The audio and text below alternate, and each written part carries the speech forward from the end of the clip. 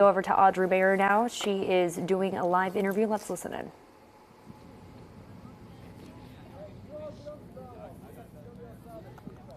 Kendall, Bob, I'm speaking with two students at the school and a parent, and I'm just going to recap what they have told me in the last few minutes. So one of the students told me she did know the person who was the shooter and who is now dead. And so can you just recap exactly what you told me and what you know about him? He was like a smart person, top of the class, quiet to himself, mostly. Yeah, and you said you had ROTC with him? We were at ROTC together, and yeah, he really didn't talk to anybody, but I would talk to him here and there, ask him how his day was going or something, then leave it alone, because like he really wasn't a talkative person.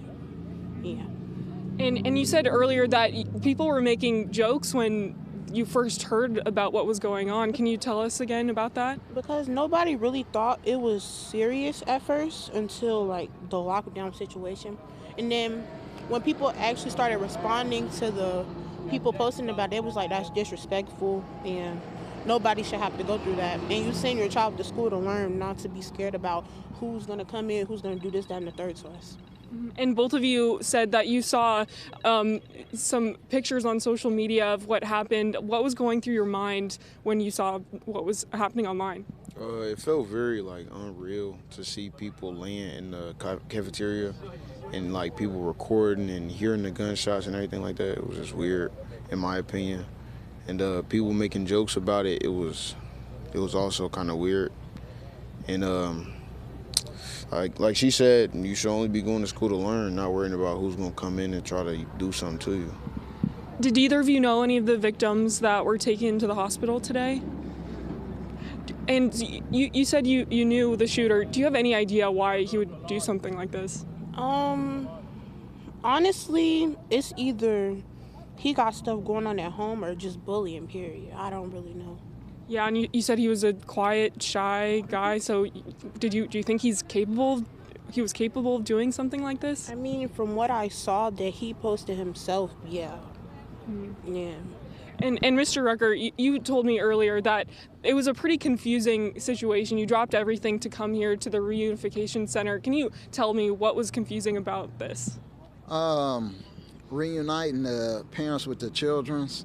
It's Metro was doing their thing and the school district was doing their thing, and it was confusing, really, because a lot of the parents was down here because they said that all of the parents will be able to pick their kids up down here, and then all of a sudden they changed everything and sent the bus riders home, and then we're questioning what if they're not a bus rider. So it was really confusing on the whole how to get reunited. That part was really confusing to us, and that's something that the school district and Metro need to get together and come up with a better solution for situations like this. That way they'll have a better idea of how to handle it and be more organized towards it. Of course, nobody wants this to ever happen, but this day and age, it does happen, you know. And I actually graduated from that school, so it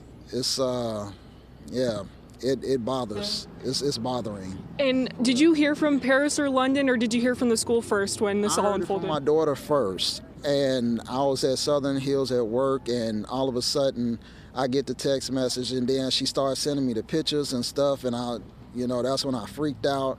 I let the head nurse there at the hospital know. She put a nationwide broadband lockdown for the whole nation. So the hospitals was already getting prepared and ready for casualties and everything, and getting ready. So all of the hospitals in this area was already aware of what was going on as it was unfolding before it even unleashed onto the news. So yeah, and I left immediately and came straight here, and I've been here since, I want to say 11. I followed in behind a Metro cop car, to be honest, so I made sure I made it here.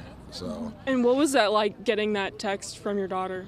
First, I didn't think it was serious. I didn't think it, I'm thinking that maybe it was a drill or something like that. But then when she started sending me pictures, I'm like, oh, this is serious. So it's heartbreaking. It's heartbreaking. Like, for anybody to lose their kid, man, that's the worst feeling in the world. that is the worst feeling in the world to lose your child, or even think that you then lost your child. It's a capability of you losing your child.